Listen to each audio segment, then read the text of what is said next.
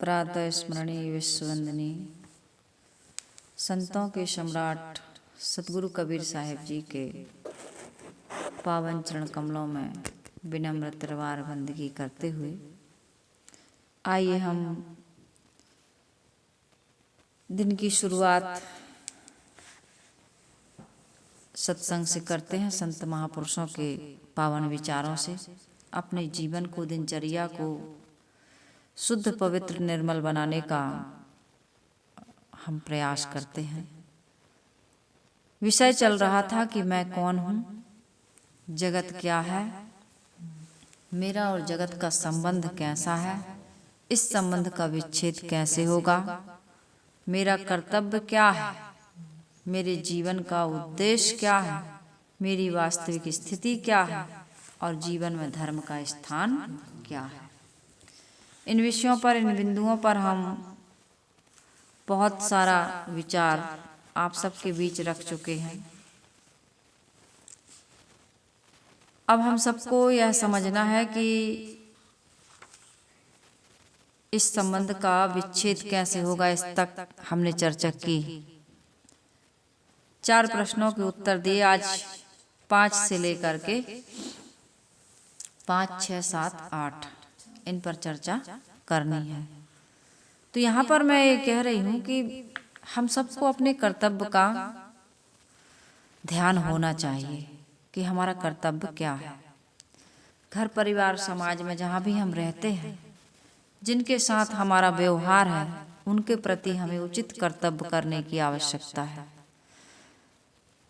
और व्यक्ति यदि अपने कर्तव्य की जिम्मेदारी ही न ले, कर्तव्य के बारे में जाने ही ना, कर्तव्य का निर्वाह ना करे, तो व्यक्ति व रिश्ता हमारे लिए बोझ बन जाता है।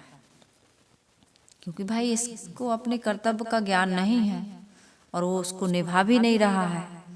बहू को सास के साथ कैसे बोलना चाहिए, बेटे को बाप के साथ कैसे रहना चाहिए, गुरु को शिष्य का जो साथ मिला है तो शिष्य के प्रति गुरु का क्या कर्तव्य है। गुरु का भी कर्तव्य है, सास का भी कर्तव्य है, माता पिता का भी कर्तव्य है। हम सबके साथ एक दूसरे के प्रति कुछ कर्तव्य, कुछ उत्तरदायित्व बनता है, कुछ जिम्मेदारी है। उस जिम्मेदारी को यदि उचित ढंग से हम ना निभाएं तो रिश्तों में दरार आ जाती है, रिश्ता हमारे लिए बोझ बन जाते हैं। खैर, ये बात तो हुई व्यवहारिक जगत की, लेकिन यहाँ अध्यात्म के जगत में, अपने जीवन में हमें सबसे बड़े कर्तव्य का ध्यान ही नहीं है। इस सारे कर्तव्यों को निभाते हुए इनको तो निभाना पड़ेगा, लेकिन ये तो व्यवहार का कर्तव्य होगा। अपने आत्म कल्याण के लिए हमारी सबसे बड़ी क्या जिम्मेदारी, क्या कर्तव्य है? जड़ संबंध का विच्छेद करना और मुक्ति प्राप्त करना हमारे जीवन का मुख्य कर्तव्य है। क्या है? जड़ संबंध, हमारा जो जड़ से संबंध हो गया। हम क्या हैं? चेतन। हम क्या हैं? मनुष्य। मनन करने से आदमी का नाम रखा गया मनुष्य। आदम की संतान है, ऐसा कहते हैं, इसलिए इसको आदमी कहते हैं। खैर, अपनी अपनी बातें हैं, अपने अपने मतपंथ सिद्धांत को पुष्ट करने के लिए लोग कहते हैं और कोई अनुचित नहीं है। लेकिन यहाँ पर मैं ये कह रही हूँ कि जड़ संबंध का विच्छेद करना ये हर मतपंथ संप्रदाय के लिए आवश्यक है। क्योंकि दुनिया में 2 ही तत्व हैं, एक जड़ और दूसरा चेतन। तो मैं चेतन हूँ और मैं जड़ से सर्वथा पृथक हूँ। जैसे किसी का विचार नहीं मिलता है ना, तो लोग क्या कहते, भैया जब विचार नहीं मिलता तो अलग अलग हो जाओ, है ना। जब तक विचार मिलता है तब तक एक साथ रहो, कोई परेशानी नहीं। लेकिन जब विचार नहीं मिलता, मन नहीं मिलता, स्वभाव नहीं मिलता, तुम्हारा गुण धर्म नहीं मिलता, तो क्या करो, तुम अलग अलग हो जाओ। तो यहाँ पर हमारा और हमारे जिस शरीर में या जगत में हम रह रहे हैं, इसका संबंध, इसका स्वभाव संबंध तो है, लेकिन स्वभाव अलग अलग है। जड़ परिवर्तनशील है, विनाशी है, अनित्य है, अनात्म है। और हमारी चेतनात्मा कैसी? इससे बिल्कुल पृथक, अविनाशी है, नित्य है, सनातन है, शाश्वत है। पवित्र है, ये कभी बनता बिगड़ता नहीं है, और दोनों का हमारा संबंध हो गया है, इसलिए हम दुखी हैं। तो अब क्या करना है? शरीर से निकल के बाहर आ जाओगे? नहीं, शरीर की आसक्ति मोह ममता को त्यागना है। यही इसी शरीर में रहते रहते त्यागेंगे, तब फिर पुनः शरीर में नहीं आएंगे। अभी ये गुंजाइश नहीं है, अभी ये संभव नहीं है कि शरीर से निकल के बाहर आ जाएं हम। धीरे धीरे क्या करना है? समझ करके विवेक विचार पूर्वक त्याग वैराग्य की रहनी बना करके सद्गुण सदाचरणों को धारण करके हमें ये समझ लेना है अच्छी तरह से, और समझ करके इसकी मोह ममता आसक्ति को त्याग देना है, ताकि फिर दोबारा इस शरीर में, इस संसार में ना आना पड़े। नहीं आओगे तो कोई हानि नहीं होगी, फायदा ही फायदा है। अपने शुद्ध चेतन स्वरूप में आनंद कंद हमेशा शांत प्रसन्न निर्भय निर्द्वंद स्थिति को हम प्राप्त हो जाएंगे, जिसकी हमें हर समय भूख है। भूख है कि नहीं है? तो हमको क्या करना, हमारा मुख्य कर्तव्य क्या है? इसीलिए हम मानव जीवन में आते हैं। मानव जीवन क्या है? एक सुनहला चांस, ये अवसर मिला है बड़े भाग्य से। सभी संत गुरुजन जो समझा रहे हैं, ये चर्चा भुलाना महामूढ़ता है। बड़े भाग्य से ऐसा अवसर मिला है। ये निरर्थक गंवाना, निरर्थक बिताना महामूढ़ता है। ये जो कुछ भी हम कर रहे हैं व्यर्थ के काम है। यदि कर्तव्य का पालन नहीं कर रहे हैं और अपने आत्म कल्याण का काम नहीं कर रहे हैं, जड़ संबंध का विच्छेद नहीं कर रहे हैं, तो सब कुछ क्या कर रहे हैं? निरर्थक काम कर रहे हैं। सदगुरु कबीर साहिब जी कहते हैं, बैठे हूँ नहीं साधु की संगत, नाधे जन्म गयो, जन्म तेरे धोखे में बीत गयो, का गोड़ावत भुजा पिरानी। सदगुरु कबीर साहिब जी ने कहा है ना, हम व्यर्थ के काम कर रहे हैं, इसलिए व्यर्थ का कह रही हूँ, क्योंकि फिर आना पड़ेगा इसी जन्म मरण के चक्र में, 84 का चक्कर काटना पड़ेगा। तो मेरा मुख्य कर्तव्य क्या है? मेरा मुख्य कर्तव्य है कि जड़ संबंध का मैं विच्छेद कर दूं। जैसे मैं अलग अलग हूँ स्वरूपतः स्वभावतः, वैसे अलग अलग हो जाऊं, रहते रहते अलग हो जाऊं। कई जगह ऐसे रहते हैं, भैया हम तो यहाँ रहते हैं लेकिन हमें यहाँ से कोई मतलब नहीं है, हम तो अपने काम से रह रहे, इस कॉलोनी में, इस मोहल्ले में, इस मकान में, अगल बगल क्या हो रहा हमें कोई पता नहीं है। ऐसे भी रहते हैं ना लोग। ऐसे ही हम सबको, ये छोटा छोटा उदाहरण मैं दे रही हूँ। अब इसके लिए करना क्या पड़ेगा? हम ऐसा जीवन कैसे जी सकते हैं? जड़ संबंध का विच्छेद कैसे कर सकते हैं? इसके लिए एक समस्या है, और इस समस्या का समाधान हमें करना है। कैसे करेंगे? इसका एक उपाय है। समस्या है तो उसका समाधान भी है। ऐसी दुनिया में कोई समस्या नहीं जिसका समाधान ना हो। तो इसके लिए हमें करना यह है कि तन का, मन का और वचन का 3 साधन मिले हैं संसार में हमको व्यवहार करने के लिए, जिनसे हम बंधन बनाते भी हैं और इस संबंध का विच्छेद भी कर सकते हैं। इसके लिए कितने साधन हैं? 3 साधन, तन का, मन का, वचन का। इन 3 में 10 दोष आ गए हैं, उनका हमें त्याग करना है। फिर 6 पशु कर्मों का सुधार करना है, 6 पशु कर्म है, और 8 महासद्गुणों को धारण करना है। इनकी चर्चा आज मैं करूं आप सबके बीच। इसकी पढ़ाई बच्चों को बचपन से कराना चाहिए। ये इस विषय को बच्चों को बचपन से समझाना चाहिए, क्योंकि बचपन की जो कहते हैं ना, जो गीली मिट्टी में छाप पड़ती है, नींव मजबूत हो तो भवन मजबूत बनता है। इसलिए जिस घर में बड़े बूढ़े बुजुर्ग सत्संग से जुड़े होते हैं, उनके छोटे छोटे बच्चों को सत्संग में ले जाना अति आवश्यक है। बच्चे कुछ नहीं सुन रहा है, अभी कुछ नहीं जान रहा है, लेकिन उस जगह का प्रभाव उसके ऊपर पड़ रहा है, उस भूमि का प्रभाव, उस संत का प्रभाव, उस वातावरण का प्रभाव, उस दृश्य का प्रभाव बच्चे पर पड़ता है।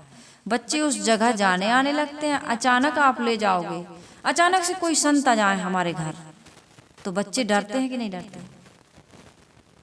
अरे ऐसा तक देखा गया है, सच्ची घटना बताऊं, माता पिता संत के दर्शन करके ही जगते हैं।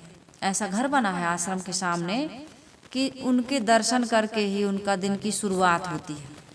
उनका बेटा जन्म से लेकर के अभी 8 साल का हो गया, रोज वो बंदगी करने आता है। स्कूल जाने से पहले रोज बंदगी करने आता है। कुछ बंदगी करने आता है तो संत जन उनको प्रसाद देते हैं, रोज प्रसाद लेके जाता है।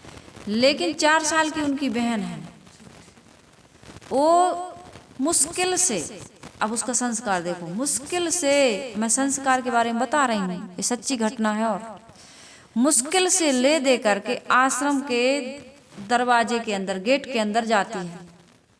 गेट के अंदर जो परिसर होता है ना, उसके अंदर जाती है। लेकिन जब अंदर में आ जाती है जहाँ संत साध्वियों का निवास है, वहां नहीं जाती। और यदि गुरुजी दिख जाए, संत साध्वी दिख जाए तो आंख बंद कर लेती है, ऐसे हाथ रख लेती है। जो कपड़ा पहने उसमें मुंह छिपा लेती है, फ्रॉक में देखना भी पसंद नहीं करती। लेकिन फिर भी उसको रोज रोज ले जा रहे हैं, रोज रोज ले जा करके उसके अंदर का वो डर, भय, संकोच या जो भी उसकी भावना हो, उसके अंदर में संस्कार डाला जा रहा है। और मान लो वो बच्चा कभी न जाता, न ले जाते, तो क्या वो वहां जाता? कभी उसका भाई रोज जाता है लेकिन बहन नहीं जाती। संतों के सामने बैठता है, गुरुजनों के सामने बैठता है, लेकिन वो बिटिया अंदर जहाँ गुरुजी बैठे, उनकी मम्मी पापा, उनका भाई बैठा, वो नहीं जाती।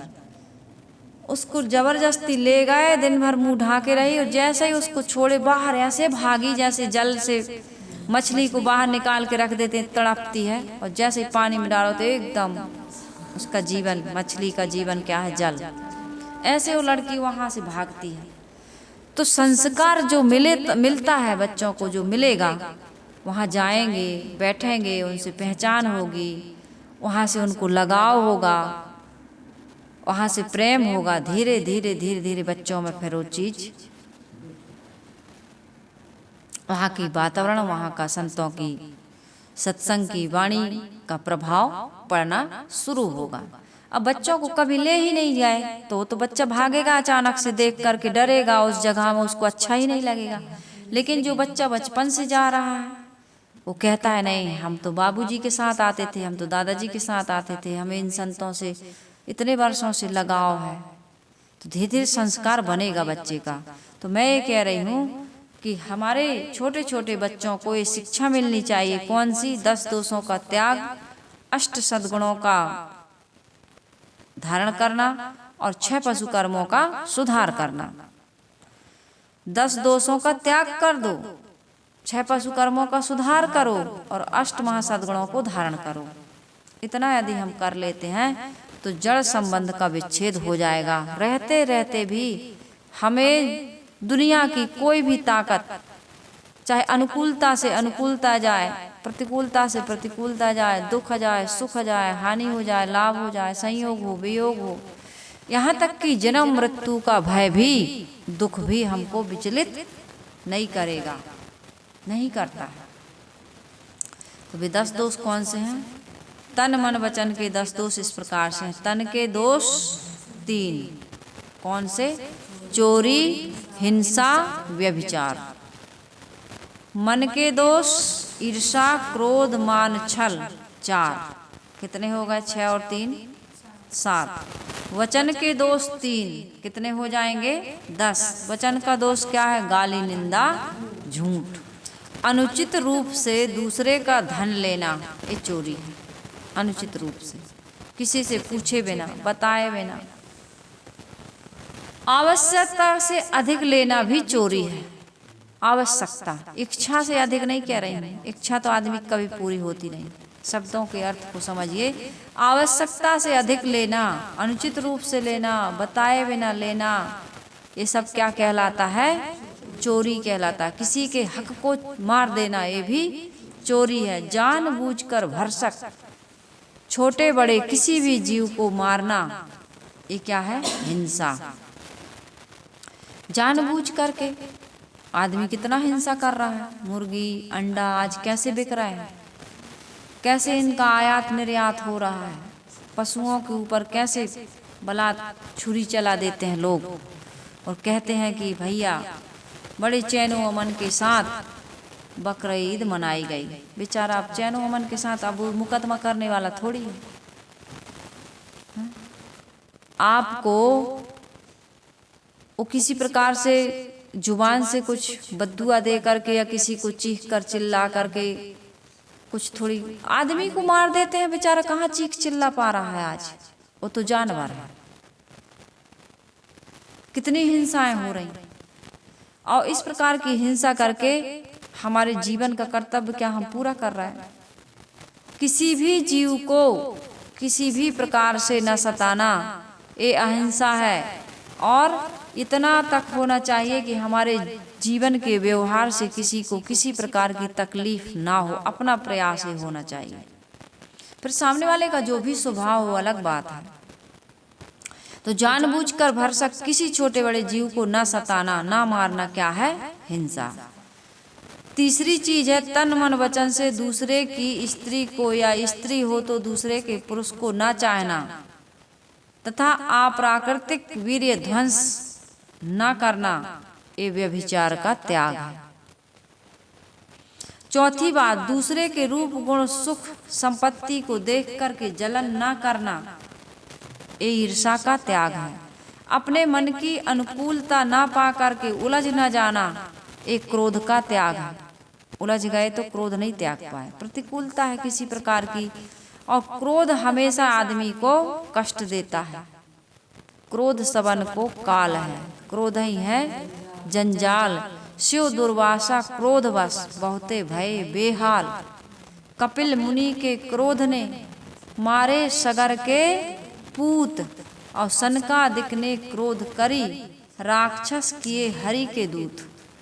हरि के दूतों को श्राप दे दिया। तो क्रोध तो ये तो दूसरों को कष्ट पहुंचाना हुआ। आदमी क्रोध में अपनी भी हानि करता है, अपने मस्तिष्क की, अपने शरीर की हजारों कोशिकाओं को नष्ट कर देता है।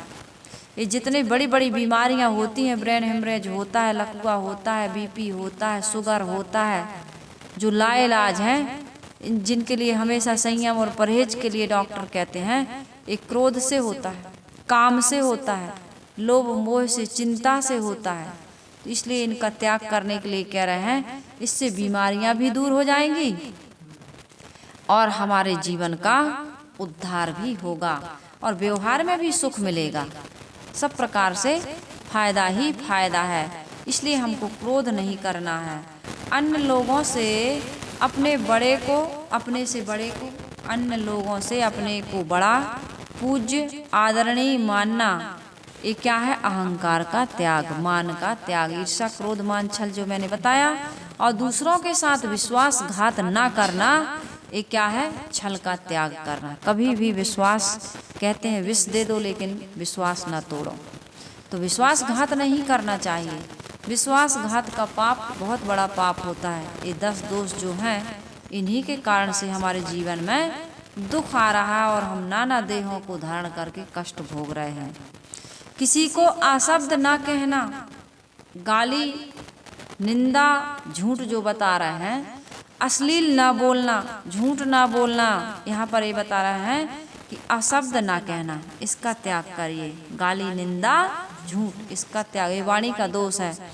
किसी को दोष, किसी के जो दोष हैं, ईर्ष्या के कारण से अन्य लोगों को बताना और एक की दो मिला करके बताना, ये क्या है? बहुत बड़ी बीमारी, बहुत बड़ी बीमारी। ईर्ष्या करना ये बहुत बड़ी बीमारी। ईर्ष्यालु आदमी दूसरे के अवगुण दूसरे से बताता रहता है, उसमें तो ये बुराई है, उसमें तो ये कमी है, बड़ा चंडाल है, बड़ा मूर्ख है, बड़ा स्वार्थी है, बड़ा अहंकार, कुछ भी। एक जगह ऐसे कथा हो रही थी, भंडारा हुआ, भंडारे में हजारों आदमों का भोजन बना। तो आदमी सत्संग में जाता है, भोजन भंडारा भी करता है, पंडाल देखता है, यही चर्चा ज्यादा करता है। अरे क्या पंडाल था, अरे क्या भोजन था, अरे क्या कथा थी। लेकिन पूछ दो तो कुछ नहीं बता पाएगा कैसी कथा थी। इतने बड़े बड़े बर्तनों में इतना कुंटल चावल बना, इतनी खीर बनी, इतना तो दूध आया था, इतनी ऐसी पूड़ी बनी, ऐसी साग बनी, जो सब बता रहे थे, चर्चा हो रही थी। और ऐसा भंडारा चला, वो बता रहा था, इतनी प्रशंसा, ऐसा भंडारा चला कि सुबह से शाम तक लोग आते गए, लेकिन भोजन कम नहीं पड़ा।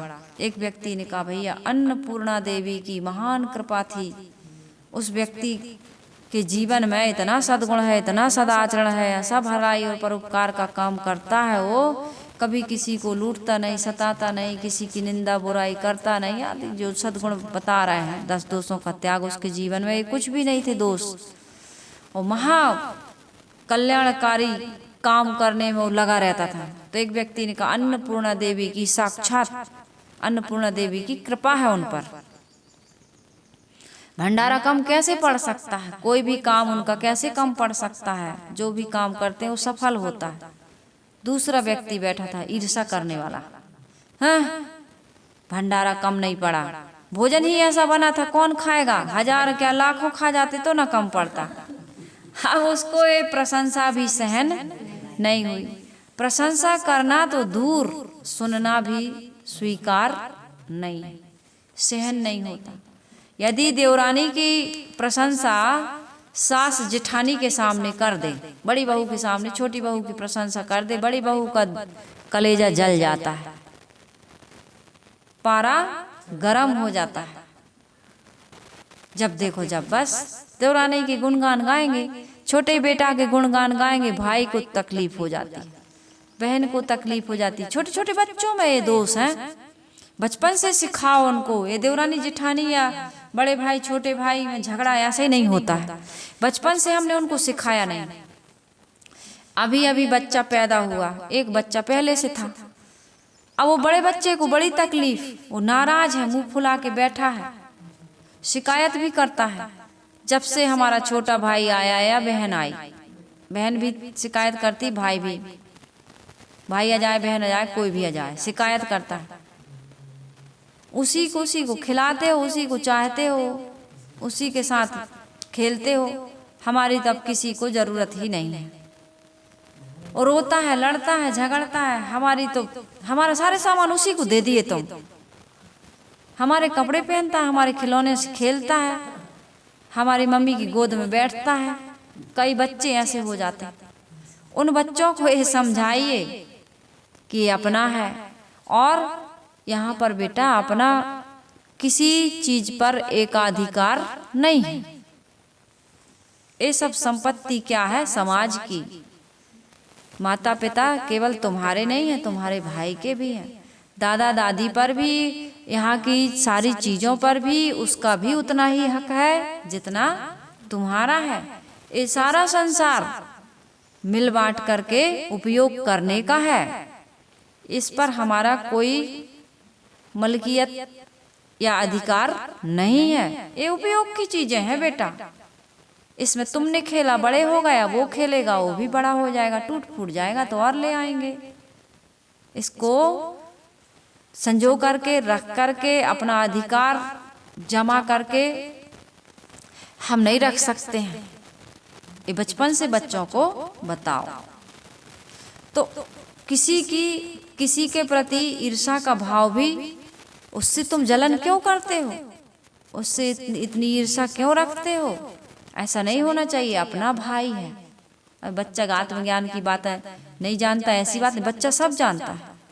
बच्चों को खेल खेल में, व्यवहार में बताइए, ऐसा जीवन जी करके बताइए। हम बच्चों को कह देते हैं ये तुम्हारा खिलौना है, देखो चाची का जो लड़का है ना, तुम्हारे साथ बंटी खेलता है, राघव खेलता है, उसको देना मत, वो तोड़ देगा, फेंक देगा। अपने सामान का ध्यान रखना। यहाँ आ जाओ, छुप के खा लो, यहाँ बैठ जाओ,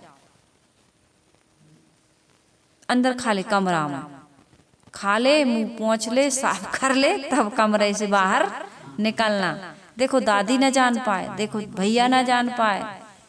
कौन सिखा रहा है, कहाँ से सीख रहा बच्चा, कहाँ से सीख रहा, घर से सीख रहा कि नहीं सीख रहा। हम बच्चे को घर से सिखा रहे हैं कि नहीं सिखा रहा है। एक छोटी सी कहानी मुझे याद आ गई बच्चों के संस्कार पर से। एक माँ सास को मिट्टी के बर्तनों में भोजन दे रही थी और मांजना ना पड़े, धोना ना पड़े। ऐसा बूढ़े हो जाते हैं तो ये बुढ़ापा बड़ा लाचार होता है, बुढ़ापा बड़ा मजबूर होता है ना। अब जिस शरीर से हम इतना काम करते हैं उस शरीर से हम अपनी दिनचर्या नहीं कर पाते, नहाना धोना खाना पीना, उठ के थूक आए हम, कफ आ रहा है, किसी प्रकार की गंदगी, बाथरूम जाना है ना, नहीं कर पाते लोग, तो बदबू आने लगती है, कपड़े में दुर्गंध आने लगती है, रूम गंध आने लगता है, वहाँ कोई जाने नहीं चाहता, उनके कपड़े उनके बर्तन कोई साफ करना नहीं चाहता। तो माता जी बुजुर्ग थी, बीमार थी, तो बहू उनकी सेवा नहीं कर रही थी, मिट्टी के बर्तन में दे देती थी और ले जा करके इकट्ठा रख देती थी। दीपावली की सफाई हुई तो सारे बर्तन वो घूर पर फेंक आई, बच्चा उसको उठा करके ले आया और रख लिया। कहा अभी तक उसने पता किया कहाँ गया मेरा बेटा, अभी तक आया नहीं, खाया नहीं, नहाया नहीं। वो भी व्यस्त थी, बच्चा खेल में व्यस्त था। बच्चों का बचपना जो भी आ जाए उनकी विचार में, बर्तन ला ला करके जिस अलमारी में रखे थे गौशाला में वहां ला करके रख रहा था। कोठार होता है ना, सार, अपने यहाँ सार कहते हैं, छत्तीसगढ़ में कोठार कहते हैं, कोठा कहते हैं, कोठा, और कहीं जो भी कहते हैं मुझे नहीं पता, लेकिन जहाँ पशु बंधते हैं वहां रख रहा था वो।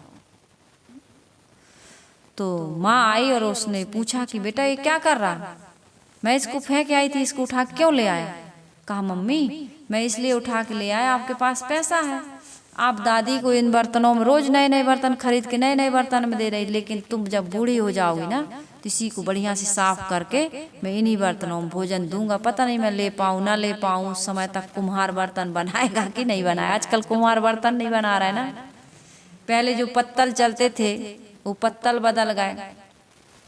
पहले कितना बढ़िया काय के पत्तल बनते थे, कौन चीज के पत्ता से, उसको क्या पत्तल कहते हैं, माहौर के पत्ते, अपने यहाँ खकरा के पत्ते कहते हैं, उससे बनती थी पत्तल, दोना, उसमें बढ़िया शादी में विवाह में कोई कार्यक्रम में उसमें खाते थे। अब बंद हो गए। तो उस बेटा ने दिमाग लगाया कि ये बर्तन मैं साफ करके इन्हीं बर्तनों में अपने मम्मी पापा जब बूढ़े हो जाएंगे तो उनको भोजन दूंगा। तब उस माता की आंख खुली कि अरे आज मैं जिस बर्तन में अपनी सास को भोजन दे रही हूँ, कल मुझे भी इन्हीं बर्तनों में मिलेगा।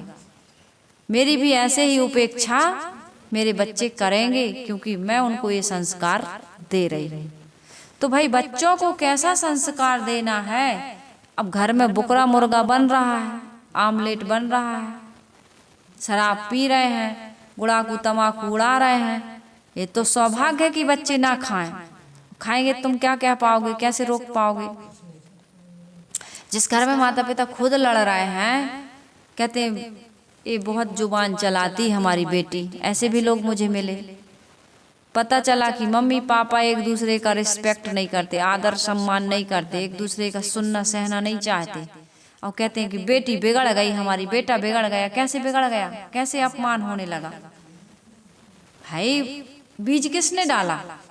यदि हमारे घर में परिवार में एक दूसरे का आदर किया जाता, सम्मान किया जाता, तो हमारा बच्चा भी आदर करता, सम्मान करता। यदि गाली ना बोली जाती और बाहर से गाली सीख के आता तो बच्चा डरता कि नहीं हमारे घर में गाली नहीं चलती, घर कम से कम घर में तो गाली ना देता।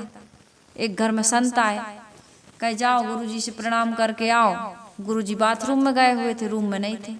बच्चा गया, कहता साले संत जी को प्रणाम करने आया था, साले संत जी है ही नहीं रूम में, पता नहीं कहाँ गए। संत जी ने सुन लिया अंदर से, कहा भाई तुम्हारा बच्चा तो गाली देता है। कहा संत जी आपको गाली दिया। कहे नहीं मुझे नहीं दिया, मैं तो बाथरूम में था, लेकिन वो गाली मुझे ही दे रहा था, कह रहा था कि साले संत जी को प्रणाम करने आया, साले संत जी है ही नहीं कमरा में। तब उन लोगों को लगा कि यार साले रे बे की गाली तो हम लोग देते। बहुत कम ऐसे बच्चे हैं जो माता पिता की बुराइयों को नहीं लेते, नहीं तो माता पिता की बुराई को बच्चे ले लेते हैं, सहज आ जाता है वो संस्कार। तो इसलिए मैं ये कह रही हूँ कि ईर्ष्यावश अन्य लोगों के सामने उनकी निंदा करना ये हमारे जीवन का बहुत बड़ा दोष है। वो निंदा का पाप निंदा करने वाले पर लगता है। कहते हैं निंदा करने वाले के ऊपर, जिसकी निंदा कर रहा उसका सारा पाप आ जाता है। इसलिए हमारे जीवन में हमें क्या करना है, गाली, निंदा, चुगली या झूठ या अश्लील या फिर चोरी, हिंसा, व्यभिचार, ईर्ष्या, क्रोध, मान, छल आदि ये 10 दोष इनका त्याग कर देना चाहिए। जैसा देखा है, सुना है, जिस प्रकार से हमारे मन में निश्चय है, वैसा ही कहकर, अन्य प्रकार से ना कहकर झूठ या मिथ्या का त्याग करना चाहिए। अथवा सत्य भी बोलो और प्रिय भी बोलो। ऐसा अप्रिय सत्य ना बोलो कि सामने वाले को ठेस लग जाए। हम तो भैया सही सही कहेंगे, खरा खरा कहेंगे, किसी को लगे तो लग जाए। ऐसा वाला स्वभाव नहीं बनाना चाहिए। इतना प्रिय ढंग से सत्य को बोला जाए कि सबके कलेजे में उतर जाए। करग करेजे गड़ रही बचन वृक्ष की फांस, निकसाए निकसे नहीं रही सो काहू गांस। आदमी के अंदर में हृदय तक वो शब्द लग जाते हैं। ऐसे ऐसे शब्द बोले जा रहे हैं जिनका प्रभाव हमारे जीवन पर गलत पड़ रहा है। आज की बेटी, आज का बेटा, आज की बहू, सास को आजी सास को, ससुर को आजे ससुर को, पति को, पड़ोसी को ऐसे शब्द बोल दे रही है कि दिल में जगह नहीं, दिल से निकल गई हो। अब व्यवहार निभाया जा रहा, रिश्ता ढोया जा रहा। मैं हमेशा कहती हूँ अब वाणी से होता है अधिकतम संबंध टूटते हैं वाणी से, और संबंध जुड़ते भी हैं वाणी से। एक संत जी मरणासन थे, सभी शिष्यों ने घेर लिया, गुरुदेव अंतिम कोई शिक्षा दे जाइए हमको, जाते जाते अंतिम उपदेश दे जाइए। संत जी ने कहा ठीक है। उन्होंने मुंह खोला, कहा बेटा देखो मेरे मुंह में दांत हैं। कहे गुरुदेव एक भी दांत नहीं है। कहे अच्छा ठीक। अब उन्होंने दोबारा मुंह खोला, पूछा बेटा मेरी मुंह में जुबान है? कहे हाँ गुरुदेव जुबान तो है। कहे इसका राज जानते हो? कहे नहीं जानते। कहे दांत बीच में आते हैं, जन्म से दांत नहीं आते कि कोई आया लेके दांत? दांत लेके कोई नहीं आया। हमें तो बचपन की याद नहीं, लेकिन दूसरों का तो देखते हो कि नहीं देखते हो? देखते हो ना, दूसरे कोई बच्चा धीरे से दांत आते और आते हैं तो कितना कष्ट देते हैं, और जाते हैं तब भी कष्ट। बीच में जो मिलता है ना वो कष्टदायक ही होता है, और बीच में ही छूटता है, छोड़ने में भी कष्ट। इसलिए तो शरीर धारण करने में भी कष्ट, 9 महीने उल्टे पड़े रहो, फिर जन्म लेने में भी कष्ट, बेहोश हो जाओ। बच्चा तो उल्टा है, गंदा पानी पी लिया, फलाना है ढिकाना है, ऑपरेशन से निकालेंगे। और कहीं थोड़ा भी लग गया, कट गए तो तब पता नहीं फिर क्या होगा। तो जन्म लेने में भी कष्ट और शरीर छोड़ने में भी कष्ट। जीवन जी रहे हैं वो भी कष्टदायी है। हर समय इसको बचा बचा करके, बड़ा संभाल संभाल करके, इसी की देखभाल में जीवन, खिलाने पिलाने में, इसी की व्यवस्था में जीवन जा रहा है, नहीं जा रहा है। तो मैं ये कह रही थी बीच में जो मिलता है, शरीर वासना के कारण से बना रहा है, छोड़ रहा है, बना रहा है, छोड़ रहा है, कितना कष्ट है। कौन कौन सी योनियों और खानियों में जा रहा है, कैसी कैसी अवस्थाओं से हम गुजर रहे हैं, कितना कष्ट है। तो मैं बता रही थी कि वो संत जी कह रहे थे कि देखो मेरे मुख में दांत नहीं है, बीच में आए थे बीच में चले गए। बेटा क्यों चले गए? कहे तो प्रकृति का नियम है। कहे हाँ नियम है, लेकिन इसमें एक कारण है। क्या कारण है गुरुदेव? कहे दांत कठोर होते हैं, कई बार जीभ को काट लेते हैं। जीभ से दांत को कोई नुकसान नहीं, लेकिन दांत से जीभ को नुकसान है। तो कई बार जीभ हमारी दांतों से कट जाती है, कई बार मसूड़े भी कट जाते हैं। गाल में गाल कट जाता है ना, अंदर के अंदर भोजन करते करते गाल ही चबा जाता है।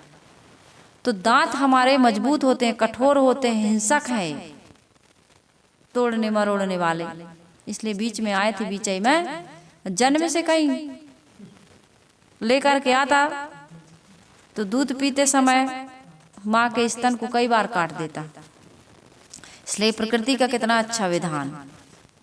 और बुढ़ापे में खाने के लिए बड़ा लोलुप होता है, बुढ़ापे में खाने पीने की बड़ी तृष्णा। स्वाद ही नहीं आ रहा, स्वाद ही नहीं आ रहा, फलाना बनाओ, ढिकाना बनाओ, ये बनाओ, वो बनाओ। अरे कैसे बनाती हो, कैसे खिलाती हो, हमेशा वो परेशान करता। इसलिए दांत भी झड़ गए और आंत भी कमजोर। अब तो जो आंतों को पचता है वही भोजन करो, क्योंकि दांत है नहीं। अब क्या खाओ, सूप पियो, फलों का थोड़ा बहुत रस ले लो। सूप समझते हो, सब प्रकार की सब्जी को उबाल करके बढ़िया से मिक्सी में ग्राइंड करके और उसको पी जाओ बढ़िया से, नमक जीरा डाल के पीस के, है ना, बढ़िया मस्त रहो, भजन करो अब। लेकिन एक काम तो हो नहीं रहा है, एक खा लूं तो वो खा लूं, तो वो खा लूं, तो वो खा लूं, और मुंह पता नहीं कैसे लग रहा, कछु लाओ तो चटपटा कुछ मीठा दे दो। तो मैं संत जी ने कहा कि भैया दांत बीचे में आए, बीच में चले गए, क्योंकि ये कठोर है। लेकिन जुबान जन्म से आई और साथ है, अभी भी मर जाएंगे तब भी रहे, क्योंकि ये कैसी है, नरम है, मुलायम है ना?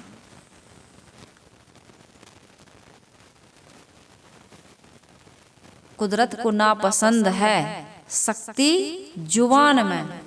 कठोर ना बोलो, कुदरत को नापसंद है, कठोर बोलना उसको पसंद नहीं है। कुदरत को नापसंद है शक्ति जुबान में, इसलिए तो दी, कुदरत को नापसंद है शक्ति जुबान में, इसलिए तो दी नहीं हड्डी जुबान में। कुदरत को नापसंद है शक्ति बयान में, कुछ ऐसे है, इसलिए तो दी नहीं हड्डी जुबान में। जीभ कितनी नरम, हड्डी नहीं है, लेकिन ऐसा बोल देती है ये जुबान। बेटा जुबान से हमेशा सावधान रहना, संभल के बोलना। जैसी ये जुबान है ऐसे उपयोग करना। इससे ऐसा ना बोलना कि हड्डी तोड़वा दो, हड्डी टूट जाती है, रिश्ते टूट जाते हैं, घर परिवार टूट जाते हैं, समाज टूट जाता है, क्या क्या टूट रहा है। इसलिए जैसा देखा सुना गया है, जैसा तुम्हारा क्या है, भाव है, भावना, अंदर कुछ और बाहर कुछ और, ऐसा नहीं। बड़ा मीठे ढंग से सत्य को बोलना, असत्य अश्लील कटु तो कभी बोलना ही मत। ऐसा उपदेश, ऐसी शिक्षा, ऐसा संस्कार घर परिवार से, समाज से हमारे बच्चों को मिलना चाहिए। तो बच्चा कहाँ जाएगा सीखने, इसी घर परिवार समाज से तो सीख रहा है। तो हम सबका कर्तव्य क्या है, हम स्वयं 10 दोषों का त्याग करें, तब हमारा बच्चा भी ये 10 दोषों से मुक्त हो जाएगा। 6 पशु कर्मों का सुधार, भोजन, छादन, मैथुन, भय, निद्रा और मोह, ये 6 पशु कर्म है। इनका सुधार करना है, सुधार, इनका त्याग नहीं किया जा सकता। 10 दोषों का त्याग किया जा सकता है, लेकिन 6 पशु कर्मों का सुधार किया जाता है। भोजन का सुधार करो, पहली चीज भोजन, आहार शुद्धो सत्य शुद्धि, सत्य शुद्धो ध्रुवा स्मृति, स्मृति लभ्ये सर्वग्रंथि नाम विप्र मोक्षा। आदमी का मोक्ष कैसे होता है? ज्ञानवानों ने, पंडितों ने, समझदारों ने, ज्ञानियों ने कहा मोक्ष तभी होगा जब हमारा आहार शुद्ध होगा। आहार मतलब आहरण, 5 ज्ञानेंद्रियों से जो 5 विषय हम ग्रहण कर रहे हैं, ये शुद्ध होने चाहिए, निर्मल होने चाहिए, पवित्र होने चाहिए।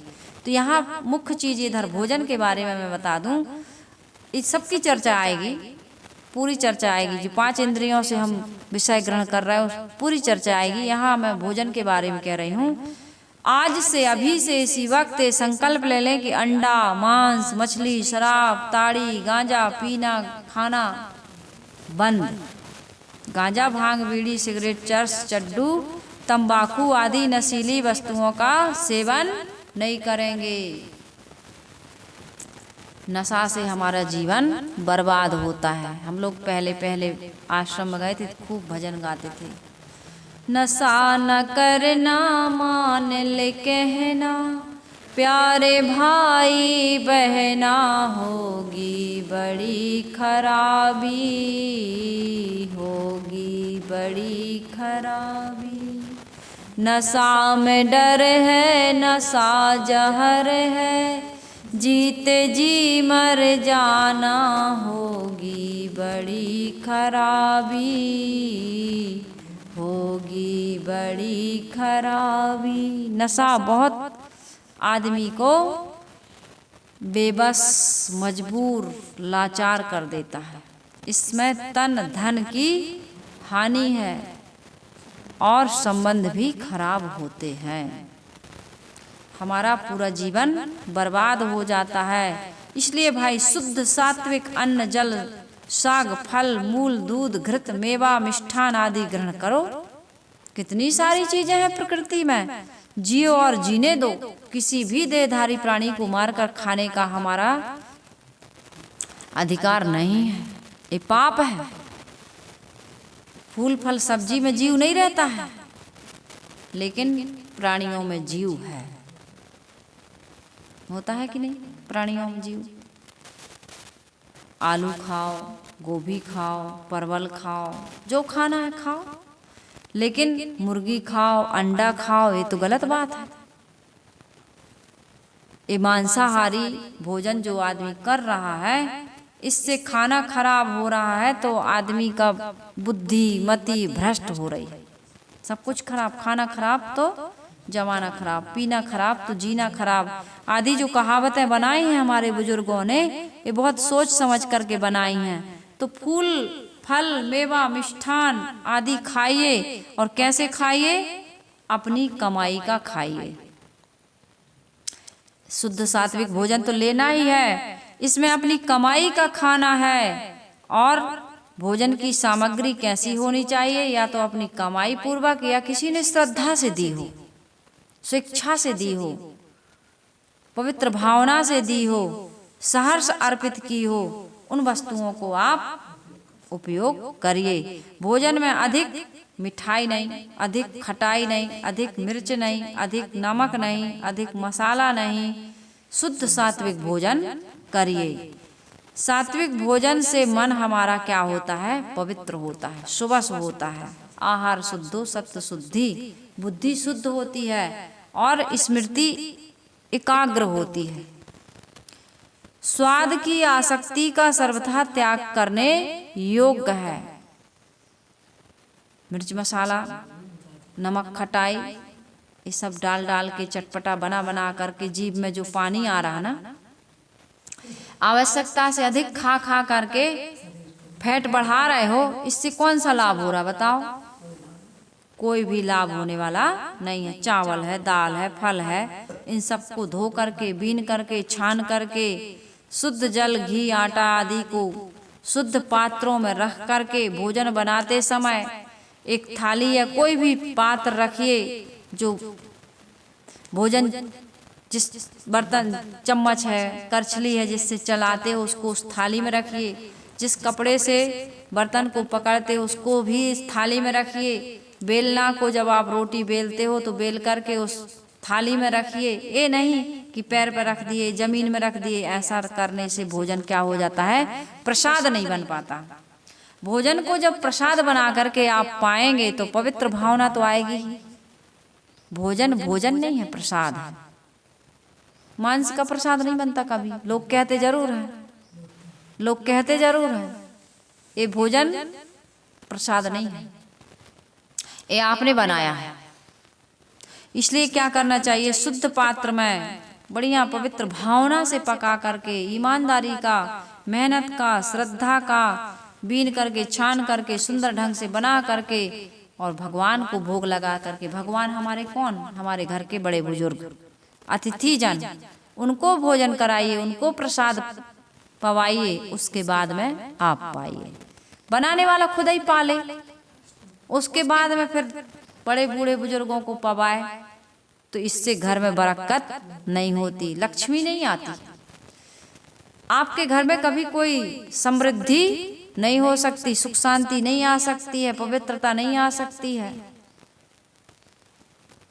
प्रेम नहीं बढ़ सकता है, आपके परिवार के लोगों को संतोष सुख नहीं मिल सकता है। इसलिए पहले घर में जो बड़े बुजुर्ग बैठे हैं, आपके पति हैं, आपके जेठ ससुर हैं, सास है, जेठानी है, उनको भोजन पवाइए समय से, आप भी पाइए। ऐसा हमारा जीवन होना, इससे बच्चों को और एक सा पाइए। ये भी नहीं कि भोजन में किसी प्रकार का क्या हो, भेदभाव। भेदभाव नहीं होना चाहिए। जिस घर में भोजन में भेदभाव होता है उस घर में कभी भी सुख समृद्धि नहीं आ सकती है, कभी भी लक्ष्मी उनके घर में कदम नहीं रख सकती है, कभी भी उस घर के बच्चों का और खुद का स्वास्थ्य ठीक नहीं रह सकता है। जो व्यक्ति भरपेट श्रद्धा के साथ सामने वाले को खिलाता है, कैसे खिलाता है, भरपेट श्रद्धा के साथ, जो बना है, भाई मन पसंद का मैं नहीं कह रही, जो बना है, आपने जो सबकी रुचि के अनुसार बनाया है, सबकी रुचि के अनुसार तो नहीं बन पाता, किसी को करेला पसंद तो किसी को भिंडी पसंद, किसी को सूखी पसंद तो किसी को रसीली पसंद, किसी को मोटी पसंद तो किसी को पतली पसंद, ऐसे हो जाता है ना। किसी को मिक्स आटा की पसंद तो किसी को गेहूं की पसंद, किसी को बाजरा की पसंद, किसी को ज्वार की पसंद, मक्का की पसंद, एक अलग बात है। लेकिन जो बना है प्रेम से, भेदभाव रहित, जो स्वयं मैं खाती हूँ वही दूसरों को खिलाऊंगी तो मेरा स्वास्थ्य ठीक रहेगा, कभी मुझे बीमारी नहीं लगेगी, कभी डॉक्टर को पैसा देना नहीं पड़ेगा। तुम दूध बचा लेते हो, घी बचा लेते हो, चाय में पानी डाल करके दे देते हो, सब्जी में पानी डाल करके दे देते हो, दाल में पानी डाल करके दे देते हो। यदि तो कह रही हूँ तो तुम्हारे जितना तुम बचा रहे हो उससे कई गुना तुम्हारे डॉक्टर के पास लड़ाई में, मुकदमा में तुम बीमार पड़ोगे, तुम्हारे बच्चे बीमार पड़ेंगे, पति बीमार, कोई ना कोई बीमार पड़ेगा और तुम भी बीमार पड़ोगी, इसमें कोई संदेह नहीं है। तो इस प्रकार से भोजन बनाना भी है, खाना भी है, खिलाना भी है, जिससे बच्चों का संस्कार, घर परिवार का प्रेम बढ़िया से पुष्पित पल्लवित रहेगा। आगे छादन का सुधार करना है। विलास और फैशन के लिए वस्त्र नहीं पहनना, छादन कहते हैं वस्त्र को, घर को जहाँ हम रहते हैं, जो कपड़े हम पहनते हैं। भोजन का हो गया, 3 चीजें जरूरी हैं आदमी को, अत्यंत आवश्यक, उसके बिना नहीं चलता। पशु पक्षी तो कपड़े नहीं पहनते और मकान भी उनके लिए इतना जरूरी नहीं है, लेकिन मनुष्य को दोनों जरूरी है। बच्चा जन्म नहीं हुआ अभी और उसके कपड़े पहले से तैयार हो गए, हो जाते हैं कि नहीं। आपके घर में गाय भैंस बिल्ली होगी, उसके लिए कोई कपड़ा सिलवा लेते हो पहले से कि बाद में?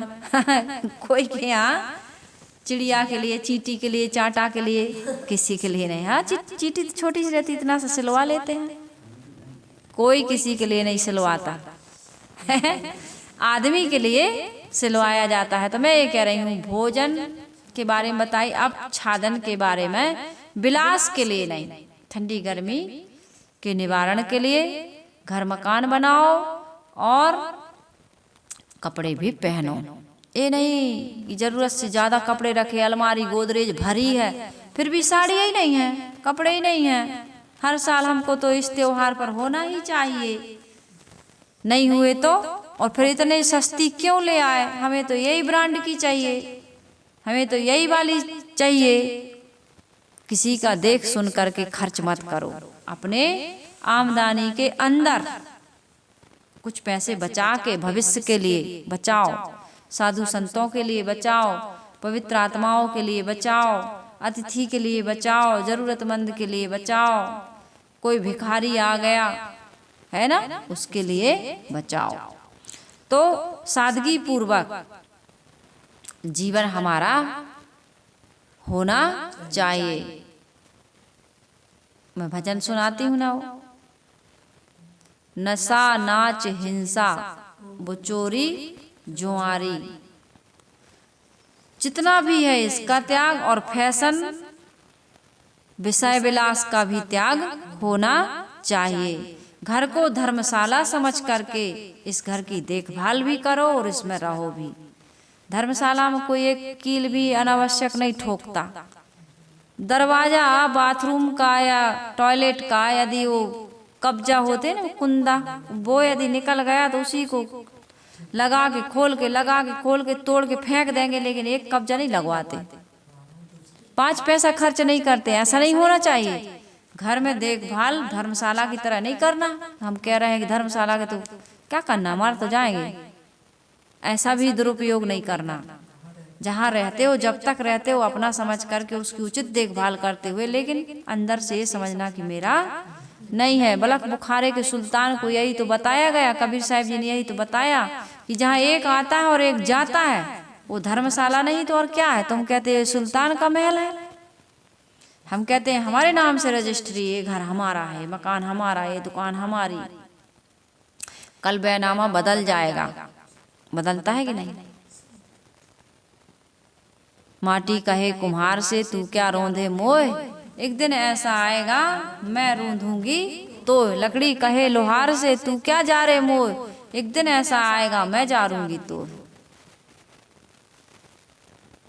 बाप कहता है इस घर पर मेरा अधिकार है, कल बेटा कहता है मेरा अधिकार है, उसका बेटा कहता है मेरा अधिकार है, मेरा है, मेरा है, मेरा है। यहाँ पर ना मेरा ना तेरा, चिड़िया रैन बसेरा। तो ये बात है, हमें समझ करके सादगी पूर्वक जीवन जीना चाहिए। मैथुन का सुधार ये बड़ी समस्या है आदमी के जीवन में। तन से, मन से, वचन से काम वासना और क्रिया का सर्वथा त्याग करना तथा वर्तमान में जीवन पर्यंत के लिए अखंड ब्रह्मचर्य व्रत धारण करना मैथुन का पूर्ण सुधार है। मुमुक्षु को अखंड ब्रह्मचर्य व्रत पालन करना परम आवश्यक है। अन्य लोग जो पूर्ण ब्रह्मचर्य व्रत तुरंत से नहीं पालन कर सकते हैं, उनका भी यह कर्तव्य है कि वो पराई स्त्री पुरुष से बिल्कुल परहेज रखें, उसके संबंध का सर्वथा त्याग कर दें। केवल अपनी स्त्री पुरुष में उचित संबंध रखते हुए आगे आगे सात्विक जीवन जीने का प्रयास करते रहें और 1-2 संतान के बाद अखंड ब्रह्मचर्य व्रत पालन करें। जिस घर के माता पिता ऐसे होते हैं उस घर के बच्चे कभी बिगड़ते नहीं हैं। आज बच्चे बच्चियां जवान हो गई, तुम उनको अलग रूम में दे दिए और तुम अलग रह रहे हो, इससे बच्चों पर आज क्यों इतना प्रभाव पड़ रहा है। आज बच्चे छोटे छोटे बच्चे, अभी उनकी उम्र नहीं हुई, वयस्क नहीं हुए हो, अभी 18 और 21 के नहीं हुए, घर से भाग गए। क्यों भाग गए, किसका दोष है इसमें। कहीं ना कहीं हमारे घर परिवार समाज का दोष है। बच्चा क्या जाने, आज घर परिवार समाज के कारण से बच्चे बिगड़ रहे हैं। बच्चों को वो संस्कार, वो शिक्षा नहीं मिल पा रही है। वही मिल रहा, अब परिणाम सामने आ रहा है तो दुखी हो रहा है। 2-4, 10-20 साल के बाद मुझे लगता है कि शादी विवाह करने की जरूरत माता पिता को नहीं पड़ेगी। अभी माता पिता कह रहे भैया तुम तो अपने मन पसंद की कर लो, हमारी तरफ से तुम स्वतंत्र हो। अब तुम्हारा चल ही नहीं रहा तो कहोगे ही कि हम तो स्वतंत्र हैं। नहीं पाए तो खट्टे अंगूर, नहीं पाए तो खट्टे अंगूर। अब बच्चों पर कोई अधिकार है ही नहीं, 18 के पहले शादी कर नहीं सकते, ये नियम बना है। और 18 के बाद वो जहाँ चाहे जैसे चाहे, नियम बन गया, कानून बन गया, कुछ कर नहीं पाओगे। तो ऐसा ऐसा हमारे देश में परिवर्तन आता जा रहा है। आज माता पिता यदि समझदार नहीं हो रहे हैं, समाज यदि इस चीजों को नहीं समझ रहा है, तो आने वाले समय में बहुत दुर्दशा होने वाली है। सभी चीजों को लेकर खान पान बिगड़ गया, आचार विचार बिगड़ गया, पहनावा ओढ़ावा। विकास हो रहा है लेकिन विकास के साथ साथ विनाश, इसको रोकना है। आज बच्चे क्या पहन रहे हैं, कितना पढ़ रहे हैं, घर से बाहर निकल रहा है, इससे कोई दिक्कत नहीं है, कोई दिक्कत नहीं है भाई। आज उनको सारे काम करना है तो इस प्रकार से पहन ओढ़ रहे हैं, मिल रहा है, जुल रहा है, आ रहा है, जा रहा है। लेकिन जिस ढंग से वो कर रहे हैं वो गलत है, उस पर सुधार होना चाहिए। जो मैंने अभी कहा, मैथुन का सुधार, ये हमारे जीवन का अंतिम लक्ष्य नहीं है। बुढ़ापे तक हम इस चीज को नहीं त्याग पा रहे थे, कितनी बुरी बात है। बच्चों को हम क्या संस्कार दे रहे हैं। कितने घर के बच्चे लज्जा से कुछ कह नहीं पाते, लेकिन माता पिता का आदर नहीं करते। ये क्यों नहीं हो रहा आदर, क्यों बच्चों को संस्कार बिगड़ रहे हैं। आगे मैं बताऊं, भय का सुधार होना चाहिए। 6 पशु कर्म में बता रही हूँ चौथे नंबर का है शायद, है ना। भोजन पहला, छादन दूसरा, मैथुन तीसरा, भय का सुधार। अब भय का सुधार तो अपने आप होगा, इतने सारे सुधार यदि हम कर लेंगे तो भय का सुधार तो अपने आप होगा। अपमान होने का भय, धन जन नाश होने का भय, रोग लगने का भय तथा मृत्यु होने का भय मनुष्य को होता रहता है। निम्न विचार अनुसार इनका त्याग होना चाहिए। अपमान गाली यदि कोई दे रहा है क्रिया, हमें अपनी तरफ से नहीं करनी है, परंतु अपमान से नहीं डरना है। हम दूसरे का अपमान ना करें, लेकिन दूसरा कोई अपमान करता है तो उसको करने दो। दूसरा व्यक्ति का अपना विचार, अपनी भावना, अपनी निर्दोष स्थिति बना करके चलो। मान अपमान तो सामने वाले का स्वभाव होता है, वैसे वो करता है। अपमान निंदा से तो अपने मन में अहम आ जाता है। यदि कोई हमारा अपमान निंदा कर रहा है तो उसकी समझ है, लेकिन यदि कोई प्रशंसा कर रहा है तो अहम भाव आ जाता है। अपमान कर रहा है तो अहंकार नष्ट होता है। अच्छी बात है भाई, कोई मेरी निंदक नीरे राखिए, आंगन कुटी छबाए, बिन पानी बिन साबुन निर्मल करे स्वभाव। जन धन नाश होने का जब अवसर आएगा तब हो जाएगा, उसको तो हम रोक नहीं पाएंगे। अतः उचित पुरुषार्थ करते हुए इसकी चिंता से हमको रहित होना चाहिए। कर्तव्य पर ध्यान दो, कर्म पर ध्यान दो, निश्चिंत होकर निर्भय होकर के जीवन जीने की आवश्यकता है। उचित पुरुषार्थ करते हुए इसकी चिंता का त्याग कर दें। उचित औषध संयम रखते हुए रोग का भरसक निवारण करना चाहिए। लेकिन प्रारब्ध में यदि कोई भोग है तो उसको भोग करके समाप्त करना ही पड़ेगा, इसमें किसी का कोई बस नहीं चलता है। मृत्यु जब होना होगा निश्चित है, मृत्यु भी हो जाएगी, भय करना बेकार। भूत प्रेत देवी देवता तो बिल्कुल कल्पित हैं, अतः इनका भय नहीं कि यार नारियल नहीं चढ़ाए, पूजा नहीं किए, परिक्रमा नहीं दिए, आज स्नान करके जल नहीं चढ़ाए तो ऐसा ना हो, ये अनिष्ट हो जाए। भगवान इतने संकुचित बुद्धि के नहीं है कि आज जल नहीं चढ़ा तो ले बिच्छू निकल आया। हमारे घर में यही होता था पहले, जब तक मैंने शंकर भगवान की पूजा की। भाई कहे कि शिवद्रोही ममदास कहावत, पहले तो मैं राम राम राम राम, फिर कहे कि एक बार दशरथ कहे तो कोटि यज्ञ फल हो, तो दशरथ दशरथ कहने लगे। पता चला कि नहीं, ऐसा नहीं। 10 इंद्रियों को जब एकाग्र करके राम का एक बार नाम लिया जाता है तो कोटि यज्ञ फल होते हैं। तो मैंने कहा ये तो कठिन साधना है, चलो भाई अब साधना की जाए। शंकर भगवान के शिवद्रोही ममदास कहावत, ते नर मोहि सपनहु नहीं भावे। तो मैंने शंकर भगवान का शिव चालीसा शुरू कर दिया, ओम लिख दिया, दीपावली में उसकी आराधना करने लगे। तो कोई यदि उस रूम में बिना पैर धोए घुस जाता था तो बिच्छू निकलता था हमारे घर में। आज ऐसा कुछ भी नहीं है, पता नहीं वो सब संयोग कैसे बनता था। हम लोग बिल्कुल तकते ही रहते थे, हाँ आज बिच्छू देखो निकला होगा कहीं न कहीं, डर के रहना, तो वो दिख भी जाता था। अब ऐसे तो कितने बिच्छू निकलते होंगे, ध्यान ही नहीं दे रहे, निकल के पार हो जाते हैं, पता ही नहीं चलता। तो ये भगवान के बारे में मैं कह रही हूँ कि ऐसा कोई भगवान या देवी देवता नहीं है जो जल चढ़ाने या न चढ़ाने से खुश हो जाए या ना खुश हो जाए, तुम्हें परीक्षा में पास कर दे या फेल कर दे। ऐसा कुछ भी हो करने वाला, पढ़ोगे तो पास होगे और नहीं पढ़ोगे तो क्या होगे, फेल हो जाओगे। तो ऐसा कोई भगवान भगवती नहीं है, ये सब कल्पना की चीजें हैं। अपने चेतन स्वरूप अखंड अजर अमर और नित्य सनातन शाश्वत है, उसका कोई नाश कर नहीं सकता है, इसलिए निर्भय रहो। आत्मदेव को प्रसन्न रखो अपने पवित्र कर्मों से, फिर कोई भी देवता तुमसे रुष्ट होने वाला। पवित्र कर्म करेंगे तो कौन देवी देवता नाराज होंगे भाई।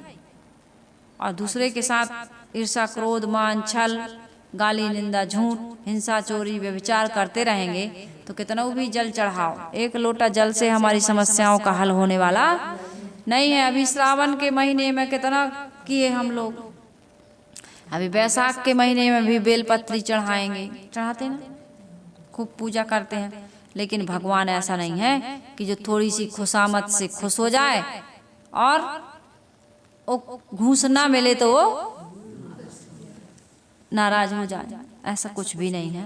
भगवान ऐसा छोटी मोटी चीज नहीं है कि छोटी छोटी चीजों को लेकर के आपको हमको परेशान करता रहे। वो तो कहता है भाई मैंने तुझे कर्म करने की स्वतंत्र शक्ति दी है, समझ दी है, विवेक विचार दिया है, तू उसका सदुपयोग कर और अच्छे पवित्र कर्म कर और सुखी हो जा, मुक्त हो जा। आवागमन से मुक्ति के लिए मैंने तुझे एक दरवाजा दिया है, मनुष्य शरीर, उसमें तू अपने आत्म कल्याण का काम कर सकता है। तो पांचवी बात है, चौथी बात निद्रा का सुधार। शारीरिक मानसिक परिश्रमशील व्यक्ति को 24 घंटे में अधिक से अधिक कितने घंटे सोना चाहिए? कितना घंटा? 8 घंटे, कम से कम 6 घंटे। जो बहुत परिश्रम कर रहा है, बहुत शारीरिक मेहनत कर रहा है, उसको 8 से 6 घंटे, अधिक से अधिक 800 और कम से कम 600।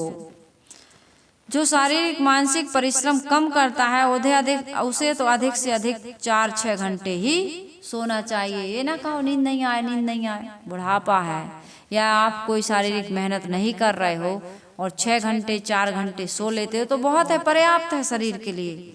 ज्यादा सोना बीमारी है, केवल शरीर निर्वाह के लिए निद्रा लेना चाहिए। अब आलसी बनकर आसक्ति पूर्वक बिस्तर ही अच्छा लगता है हमें, क्या तुम्हें क्या अच्छा लगता है? कह भैया हमें तो सोना अच्छा लगता है, कह सोना ही सोना है। तो ऐसा आदमी जीवन में कोई सोना नहीं पा सकता है। आगे 6 पशु कर्मों के सुधार में हमें 6वां सुधार क्या करना चाहिए? मोह का सुधार करना चाहिए। मोह बिल्कुल ना करो। अरे मनुष्य के अलावा कोई भी प्राणी परिवार बसा के नहीं रहता। गाय भैंस, चिड़िया, पशु पक्षी पंख हो गए तो उड़ गए, चारा चरने लगे तो फिर चिंता खत्म। लेकिन आदमी पत्नी के लिए कितनी चिंता करती हो? नहीं करती। सत्संग करने लगे तो अब नहीं होती, लेकिन याद टक टक आती है उसकी। हाँ, सुई की घड़ी जैसे संसार के सब प्राणियों को अपने से पृथक मनवशी तथा पथिक जानकर मोह का त्याग कर दो। क्या है? सब मनवशी हैं और सब पथिक हैं, सब अपने मन के बस में हैं, कोई हमारे बस में चलने वाला नहीं है। सब पथिक हैं। वृक्ष एक शाखा घनी, पंछी बैठे आए, अब शाखा पीली पड़ी, उड़ उड़ चहुं दिस थाए। सब चले गए, कौन किसको पकड़ के बैठा है? इसलिए उनका राग छोड़ो, मोह छोड़ो। सब कुछ नाशवान है, सब कुछ क्षणभंगुर है, सदैव अपने साथ रहने वाला केवल मैं हूं। पथिक को किसका मोह? जाना अकेला तो झमेला किस काम का। रहना भी अकेला होना चाहिए। उपर्युक्त रीति से 6 पशु कर्मों का सुधार होना चाहिए। यदि 6 पशु कर्मों का हम सुधार नहीं कर रहे हैं तो हमारा जीवन सुंदर नहीं बन सकता है। इसलिए 6 पशु कर्मों का सुधार होना चाहिए। अष्ट महासद्गुणों के बारे में ये बताया गया है कि हमारे जीवन में अष्ट महासद्गुणों का धारण होना चाहिए। अष्ट कर्तव्य के बारे में बता रहे हैं। 10 दोषों का त्याग, 6 पशु कर्मों का सुधार और अष्ट महासद्गुणों को ग्रहण करना है, धारण करना है। इसमें अष्ट महासद्गुण क्या है? दया है, क्षमा है, शील है, धीर है, विचार है, विवेक है, वैराग्य है और गुरु भक्ति।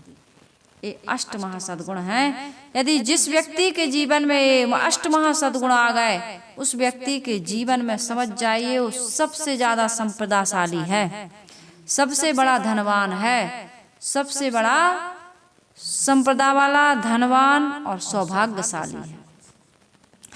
शुभगुण साथी जीव के, जहाँ चोर मगमाज आयु भर रक्षा करें, जब तक अंत न साँझ। न इसको चोर लूट सकते हैं और न परिवार का कोई व्यक्ति बांट सकता है। न चोर लूटते हैं, न कोई न लूट सके न बांट सके। ऐसा ये संपत्ति है, ऐसी ये संपदा है। तो इसलिए हमारे जीवन में क्या होना चाहिए? तन मन और वचन से किसी जीव को दुख ना पहुंचाना, बल्कि यथाशक्ति पूर्वक ये उचित उसका हित चिंतन करना, लाभ पहुंचाना। नहीं बिगाड़ो काहू को, जहाँ तक बने बनाओ, अपने से जो ना बने तबहु हितै मन जाओ। कभी किसी को बिगाड़ने के बारे में सोचना भी मत। बिगाड़ना तो बहुत दूर की बात है, यथाशक्ति हित करना, उस पर करुणा की दृष्टि रखना, दया करना। जो व्यक्ति इस प्रकार से जीवन जीता है, दया को धारण कर लेता है, दया के समान कोई परोपकार नहीं। जहाँ दया तहाँ धर्म है, दया के समान कोई धर्म नहीं है। तो दया करो। जिस व्यक्ति के जीवन में दया का सद्गुण आ गया, वह व्यक्ति भाव का भूषण हो जाता है और अपने लिए सुख शांति के वो बीज बोने लगा, समझिए। दूसरा है क्षमा। अपने प्रति अपकार करने वाले अपराधी से भी बदला लेने की भावना नहीं रखो। कोई हमारा बुरा कर रहा है, कोई हमारा अहित कर रहा है, कोई हमारे कार्य में रोड़े अटका रहा है, कोई हमारी निंदा कर रहा है, बुरा चाह रहा है, लेकिन तुम बुरा मत चाहो। ऐसा करने से क्या होगा? अपना बुरा होता है। वो अपना बुरा कर रहा है और हम भी उसके लिए ऐसा सोचेंगे तो हम भी अपना बुरा करना। दूसरे के बुरा सोचने से, बुरा करने से हमारा बुरा नहीं होता। हाँ, हम दूसरे के बारे में जब सोचने लगते हैं तब हमारा बुरा होना शुरू हो जाता है। इसलिए कभी किसी के प्रति कोई गलत भावना मत रखना। जो ऐसा जीवन जीता है उस व्यक्ति के जीवन में कभी दुख नहीं आता है, उसका कोई काम रुकता नहीं है। सत्य, तीसरा सद्गुण क्या है? सत्य। भूत भविष्य वर्तमान, भूत बीता हुआ, वर्तमान जो जी रहे हैं और भविष्य आने वाला, तीनों कालों में जो एक रस रहे वह सत्य है। ऐसा अपना चेतन स्वरूप है। तीनों कालों में एक रस रहने वाला अपना चेतन स्वरूप है। अतः सत्य स्वरूप ज्ञान प्राप्त करके उसमें स्थित होना, व्यवहार में भी सत्य वचन, सत्य आचरण और सत्य क्रिया करना, ये परम आवश्यक है। यह सत्य मन वाणी कर्म से सत्य के प्रति समर्पित होना, ये तीसरा सद्गुण है। इसको धारण करिए। चौथा सद्गुण क्या है? शारीरिक, मानसिक, सामाजिक, राजनीतिक तथा देश कालिक कोई अनुकूल प्रतिकूल परिस्थिति आने पर भी हमें हर्ष शोक में नहीं फूलना पचकना चाहिए। इन तुच्छ जड़ दृश्यों में मेरी कोई हानि लाभ नहीं, ऐसा समझ करके निर्विकार भाव से स्वरूप चेतन में स्थित रहना धीरज या धैर्य है, इसे धारण करना चाहिए। चौथा सद्गुण क्या है? धीर। पहला है सत्य, दूसरा है क्षमा, तीसरा है दया और चौथा है धीरज रखना। क्या हानि? हम लोग इतना अधीर हो जाते हैं, छोटी सी बात में धैर्य खो जाते हैं। धीरज धर्म मित्र और नारी, आफत काल पर रखिए जारी। धीरज को पहले धारण करो। कुछ भी हो जाए मेरा नुकसान नहीं होने वाला है, इसलिए धैर्य बनाकर। जिसके जीवन से धैर्य ही चला गया, धीरज ही चला गया, उसके जीवन में बचा क्या? इसलिए धैर्य को हमेशा अपने साथ बना करके चलो। पांचवी बात है विचार। मैं कौन हूँ? जगत का संबंध क्या है? बंधन कैसे छुटकारा होगा? मेरा कर्तव्य क्या है? मेरी वास्तविक स्थिति क्या है? इत्यादि भाव ही विचार हैं। इस प्रकार का विचार हमारे अंदर चलना चाहिए और विकारों के समानार्थ समन करने के लिए, समनार्थ यानी समन के लिए सद्भाव जागृत रखना भी विचार है। इस विचार को धारण करना चाहिए। मनन की मथानी हमारे अंदर चलती रहनी चाहिए कि मैं कौन हूँ, जगत क्या है, संबंध कैसा है, इसका विच्छेद कैसे होगा, मेरा कर्तव्य क्या है ना। इन बातों पर यदि हम विचार करेंगे तो इसी को कहते हैं अष्ट महासद्गुणों का एक सद्गुण क्या है? विचार। वास्तविक स्थिति क्या है, मेरे जीवन का उद्देश्य क्या है, जीवन में धर्म का स्थान क्या है, ये विचार करते रहिए। तो ये क्या हो गया? पांचवा सद्गुण विचार। अब छठवा सद्गुण है विवेक। विवेक क्या? विचार अलग है, ये विचार चलना, और विवेक क्या कहलाता है? अलग अलग कर लेता है। मैं अविनाशी शुद्ध चेतन स्वरूप हूँ। क्या हूँ? शुद्ध चेतन अविनाशी, ऐसा मेरा स्वरूप है। मैं शुद्ध चेतन अविनाशी स्वरूप हूँ। मैं किसी में समाया हुआ नहीं हूँ, ना मुझ में कोई समा सकता है। व्याप व्यापक से रहत हूँ, मैं अंश अंशी से भी रहत हूँ। मैं किसी का टुकड़ा नहीं हूँ, मैं किसी से बना नहीं हूँ और मुझसे भी कुछ बनने वाला नहीं है। इसलिए अंश अंशी रहत हूँ, अखंड हूँ। मैं कभी टूटता फूटता नहीं हूँ। जगत प्रपंच जो पंच विषय रूप अनादि है वो मैं नहीं हूँ। जड़ चेतन दो वस्तुएं हैं, दोनों सत्य हैं। स्वरूप की भूल से राग मात्र बंधन है। स्वरूप ज्ञान तथा वैराग्य से इन बंधनों का नाश होता है। भाव दुख से मुक्त होना ही हमारा सबसे बड़ा कर्तव्य है। हमारी वास्तविक स्वस्वरूप स्थिति सर्वथा निराधार है, किसी के आधार की आवश्यकता नहीं है। असंग है, एक रस है। इसके लिए गुरु के ज्ञान की बस आवश्यकता है कि वहां तक हम पहुंच जाएं। उसके बाद पहुंचने के बाद किसी की आवश्यकता नहीं है। शुद्ध बुद्ध अमृत स्वरूप मैं पूर्ण काम हूँ। शुद्ध भी हूँ, बुद्ध भी हूँ, बोधा ज्ञानवान, और मैं मरने वाला नहीं, अमृत स्वरूप हूँ। अमृत, मैं कभी मरता नहीं हूँ। इस प्रकार की भावना से हम अपने जीवन को सुंदर बनाएं, सुव्यवस्थित बनाएं। इसको कहते हैं विवेक। इसे ग्रहण करना चाहिए। ये हमारे जीवन का 5वां सद्गुण है। क्या है? विवेक। पहला दया, दूसरा क्षमा, तीसरा सत्य, चौथा धीर, पांचवा विचार, छठवा विवेक, अब 7वां है वैराग्य। देखे हुए समस्त पंच विषय भोग, संसार, शरीर तथा सुने हुए कल्पित स्वर्ग लोक आदि सुख भोग की कामना, आशा, तृष्णा से एकदम रहित हो जाना क्या कहलाता है? वैराग्य। ये कौन सा सद्गुण है? 7वां। 8 ही सद्गुण धारण करना है। 8वां क्या है? विवेक वैराग्य आदि सद्गुण संपन्न पारखी विवेकी सद्गुरु तथा संतों की यथाशक्ति सेवा करना, गुरु भक्ति सेवा करना, सत्संग सहवास, साथ साथ रहना, आज्ञा पालन तथा उनके सिद्धांत के अनुसार अपना आचरण बनाना क्या कहलाता है? ये भक्ति कहलाती है। इस भक्ति के बिना हमारा उद्धार नहीं होता है।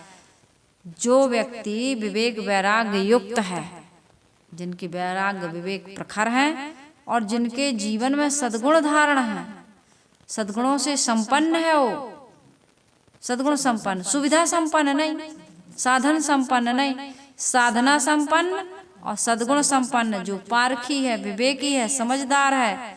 सद्गुरु तथा संत जो भी ऐसे हैं, उनकी हमें सेवा करनी है, उनका सत्संग सुनना है, उनके सत्संग में जाना आना है, उनके साथ रहना है, सहवास और आज्ञा का पालन करना है तथा उनके सिद्धांत के अनुसार अपना भी आचरण बनाना है। रह के बस कल्याण नहीं होगा, उनके अनुसार अपना आचरण भी ऐसा बनाना है। उपर्युक्त रीति से अष्टमहा सद्गुणों को अमृत के समान हृदय में जो स्थान देगा, वह व्यक्ति ही जीवन में कुछ प्राप्त कर सकता, उसका मानव जीवन सफल और सार्थक हो सकता है। बीजक, पचग्रंथि तथा त्रिज्या में इन्हीं को मनुष्य के लक्षण कहा गया है।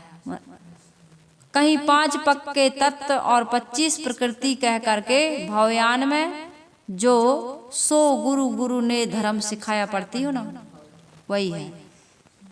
31 धर्म के लक्षण कह करके इनको बताया गया है और कहीं विवेक की फौज कहकर बताया गया है यही चीज है। सद्गुण शतक में 19 सद्गुण बताए गए। रहनी प्रबोधनी टीका में 64 लक्षणों से उन्हीं सद्गुणों की चर्चा है। इनको धारण करके हम अपने मनुष्य कर्तव्य को पूरा कर सकते हैं। गीता में इसी को दैवी संपत्ति कहा गया है, दैवी संपदा। और मनुस्मृति में धर्म के 10 लक्षण कह के बताया गया है। और वेदांत में साधन चतुष्ट, कौन कौन से? चतुष्ट अंतःकरण नहीं, साधन चतुष्ट बताया गया है। विवेक वैराग षट संपत्ति और मोक्षा। और अष्ट सद्गुण यम नियम आसन प्राणायाम प्रत्याहार धारणा ध्यान समाधि आदि इन्हीं की चर्चा है। अतएव सद्गुण धारण सदाचरण को धारण कर अंतःकरण को शुद्ध करना, इसी के लिए ये सारे सद्गुणों की आवश्यकता है, क्योंकि हमारा अंतःकरण बहुत इसमें विकार आ गया है, मल विक्षेप और आवरण से आच्छादित है।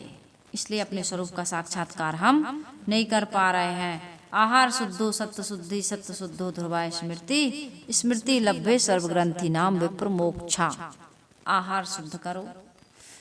जिस दिन आहार शुद्ध हो जाएगा, देखना सुनना सूंघना चखना सब शुद्ध हो जाएगा, सोचना विचारना सब शुद्ध हो जाएगा, उस दिन हमारा अंतःकरण निर्मल पवित्र होकर के एकाग्र अंतस्थिर ज्वाला रहित, मैंने कल बताया था ना, वो वाली स्थिति हमें जीवन में प्राप्त हो जाएगी। फिर कोई चिंता नहीं, कोई फिक्र नहीं, किसी प्रकार का उद्वेग नहीं, किसी प्रकार की ज्वाला नहीं। हमारा मन अपने स्वरूप का शोधन करके उसमें शांत हो जाएगा। मन कहीं भी शांत होने वाला नहीं, टिकने वाला नहीं, वो तो भागता रहता है। अभी ये चाहिए तो कल, अब थोड़ी देर में ये चाहिए तो थोड़ी देर में ये चाहिए। मन कहीं एक जगह टिकने वाला नहीं है। केवल टिकेगा तो एक ही जगह टिकेगा, अपने स्वरूप में विलीन हो जाएगा। फिर वहां से उसको कुछ भी सोचने विचार नहीं, क्योंकि वहां कोई रूप नहीं, कोई दृश्य नहीं, कोई शब्द नहीं, कोई स्पर्श नहीं, कोई गंध नहीं, वहां विषय है ही नहीं। तो ऐसे स्वरूप में शांत होने के लिए हमें मानव जीवन मिला हुआ है। अपने मानव जीवन को कल्याण का साधन बना करके अब हमें आवागमन से मुक्त होना है। इसके लिए कबीर आश्रम देवरी आप सबकी सेवा में सतत प्रयासरत है। हमारी सेवा को सफल बनाएं। इन विचारों को सुनकर अपनी प्रतिक्रिया लिखें कि इससे क्या लाभ हो रहा है और अपने जीवन में कितना परिवर्तन हुआ। हमारा मोबाइल नंबर है, हमसे बात करें, हमारे प्रोत्साहन को और बढ़ाएं, ताकि हम आगे आप सबकी ऐसी सेवा करते रहें। आगे मैंने जो ये विषय लिया था, मैं कौन हूँ, 8 बातें जो मैं बता रही हूँ, इसमें अब हम सबको ये समझना है। अब विषय चलेगा जीवन में धर्म का क्या स्थान है, वास्तविक स्थिति क्या है। इन बातों पर हम थोड़ी चर्चा करेंगे।